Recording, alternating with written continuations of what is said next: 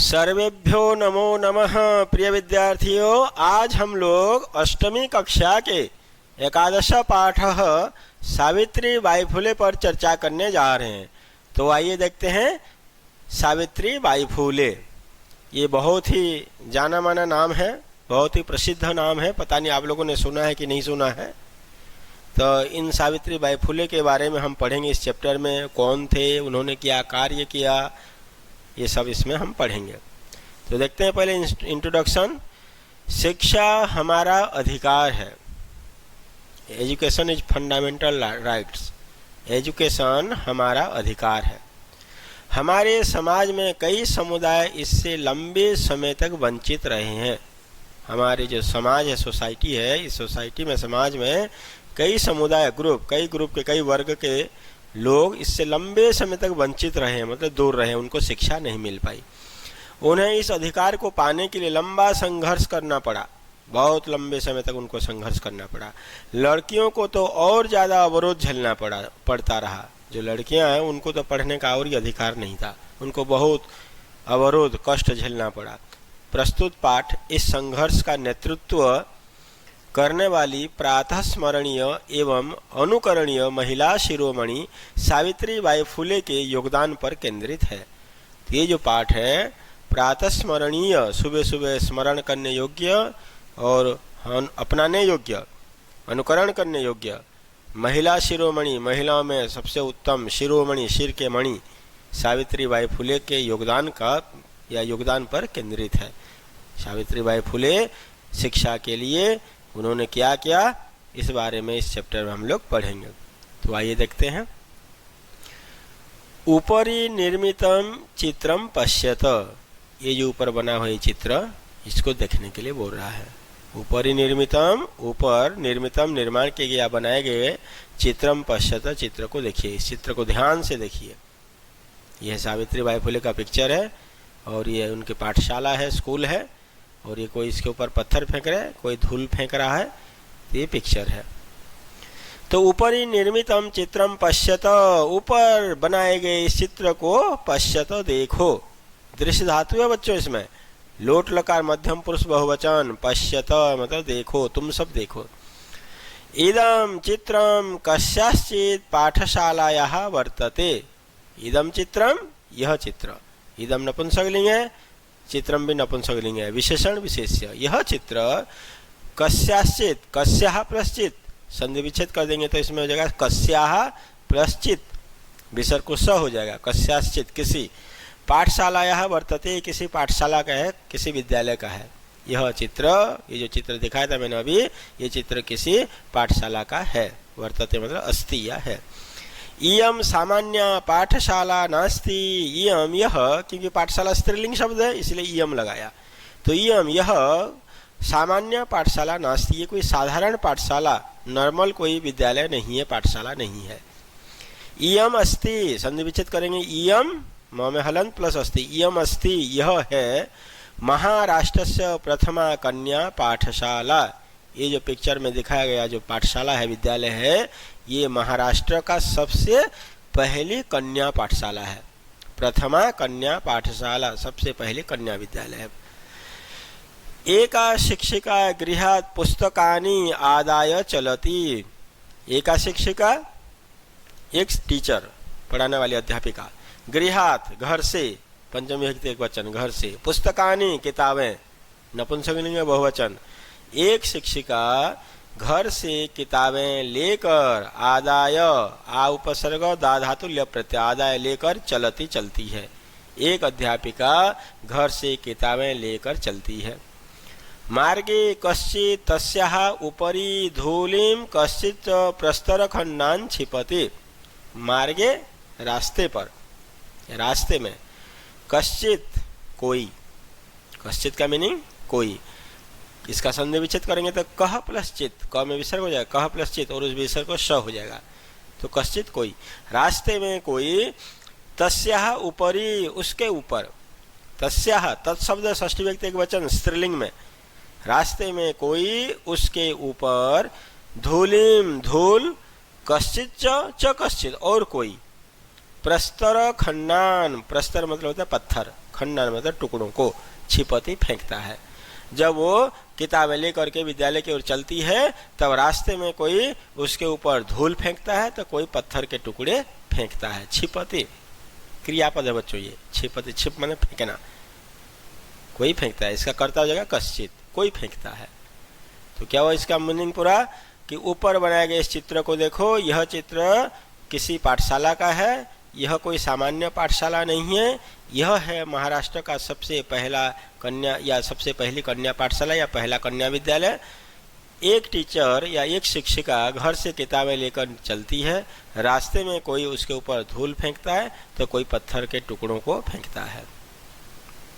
परम सा, परंतु वह, स्वदृढ़ निश्चयात, अपने दृढ़ संकल्प से, पक्के इरादे से, न विचलती, कभी विचलित नहीं होती, परेशानी नहीं होती है। परम परंतु सा वह स्वदृढ़ निश्चयात, अपने दृढ़ संकल्प से, न विचलती, कभी विचलित नहीं होती है। स्वविद्यालय कन्या भी सविनोदम आलपंती सा अध्यापने संलग्ना भवती। स्वविद्यालय अपने विद्यालय में, कन्या भी, कन्या शब्द तृतीया व्यक्ति बहुवचन, लड़कियों के साथ, अपने विद्यालय में लड़कियों के साथ, सविनोदम मौज मस्ती के साथ, हंसी खुशी के साथ, एंजॉयमेंट के साथ, एंजॉय करते हुए, आलपंती बात करती हुई, सा वह अध्यापने पढ़ाने में, संलग्ना भवती संलग्न हो जाती तथा जुड़ जाती थी।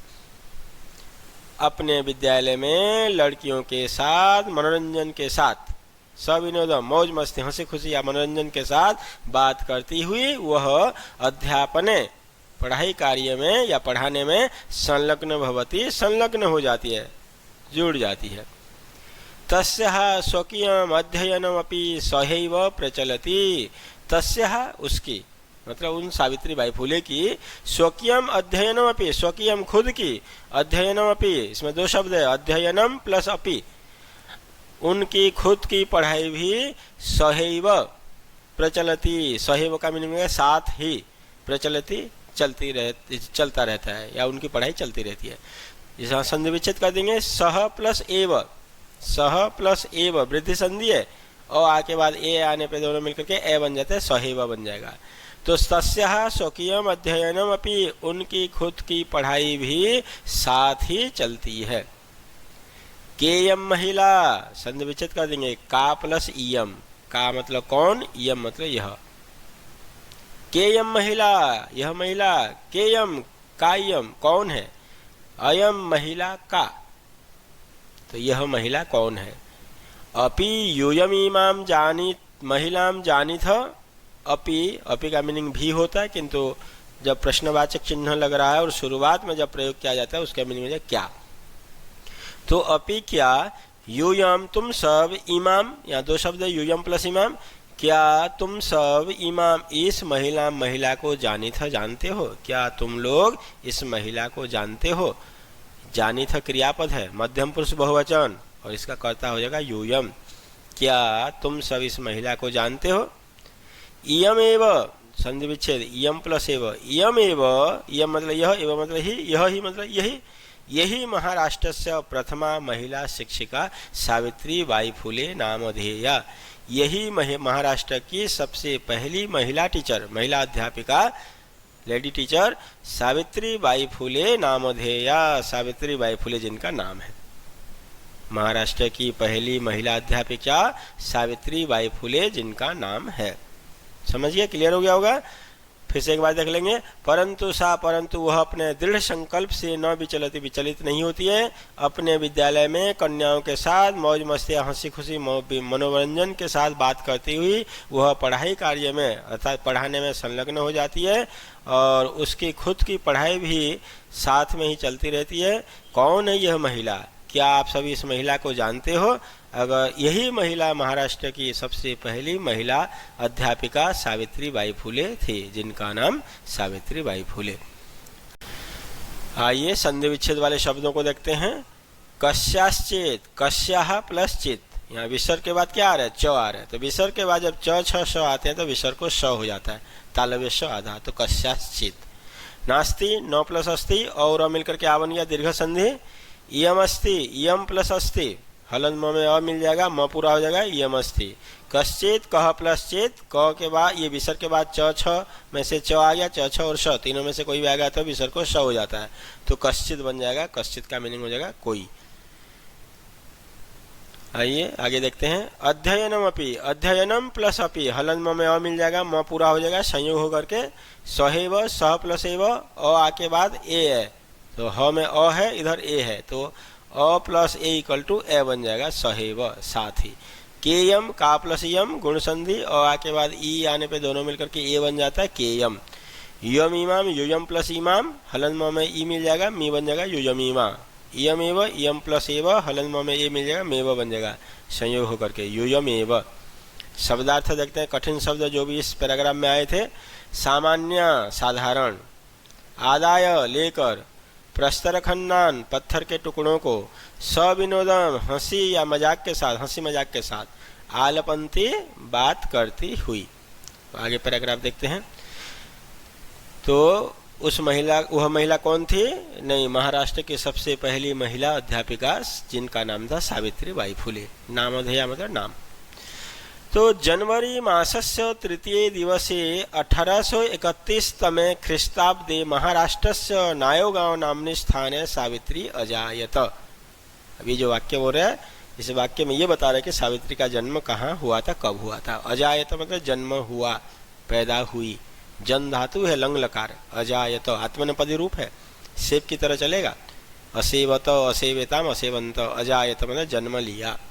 तो जनवरी मासस्य, जनवरी महीने के तृतीय दिवसे मतलब तीसरे दिन, 3 जनवरी 1831 सन 1831 में, 3 जनवरी 1831 ख्रीष्टाब्द मतलब इस सन में महाराष्ट्र के नायोगांव नामनी स्थान, नायोगांव नाम के स्थान में सावित्री का जन्म हुआ था। महाराष्ट्र के एक गांव है नायोगांव बोल करके, उस जगह पे नामनी स्थान है, इस स्थान पर सावित्री अजायत, सावित्री का जन्म हुआ।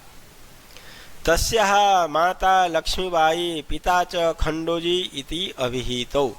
तस्याः माता उनकी माँ, उनके माताजी का नाम लक्ष्मीबाई, च पिता और पिताजी, खंडोजी इति अभिहितो, खंडोजी इस नाम से अभिहितो कहलाते थे या खंडोजी नाम से पुकारे जाते थे। माँ का नाम लक्ष्मीबाई और पिता का नाम खंडोजी था, या पिताजी खंडोजी नाम से जाने जाते थे। नववर्ष देशिया सा ज्योतिबा फुले महोदयेन परिणीता। बहुत बड़े दुर्भाग्य की बात है बेटे, जब बाल विवाह इस हमारे देश में बाल विवाह प्रथा थी, तब बहुत बचपन में ही शादी हो जाती थी। तो यही यहाँ पे भी सावित्री बाई फुले के साथ भी बहुत ही दुर्भाग्य की घटना घटी। नववर्ष देशिया, 9 साल की उम्र में ही, जब वो 9 साल की उम्र थी उनकी, सा उन्होंने ज्योतिबा फुले महोदयेन, ज्योतिबा फुले महोदय के साथ परिणीता, उनकी शादी हो गई, ब्याह हो गई। 9 साल की उम्र में, नववर्ष देशिया, 9 साल की उम्र वाली वह ज्योतिबा फुले महोदय के साथ परिणीता, शादी कर ली, उन्होंने शादी कर लिया 9 साल की उम्र में ही, और उनके पति का नाम था ज्योतिबा फुले। सो अपि, स प्लस अपि संधि विचित करें, स प्लस सो अपि, वह भी तदानीम तब 13 वर्ष कल्प आसीत, तब वह भी तब 13 वर्ष कल्प मतलब 13 कितने को कहते हैं 13, तब भी वो भी 13 वर्ष के ही थे। ज्योतिबा फुले महोदय का उम्र भी, उनकी भी उम्र 13 साल ही थी। सावित्री की उम्र 9 वर्ष थी और ये जो ज्योतिबा फुले हैं उनकी उम्र 13 साल थी। सो अपि, वह भी तदानीम तब 13 वर्ष कल्प आसी, 13 साल के ही थे।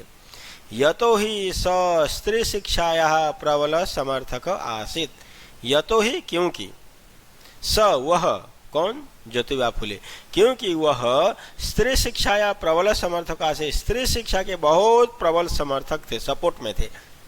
वो महिलाएं वुमेन एजुकेशन के बिल्कुल पक्ष में थे, वो सपोर्ट में थे, वो कभी भी उनका विरोध नहीं करते थे, इसीलिए उनकी शादी ज्योतिबा फुले महोदय के साथ हो गई।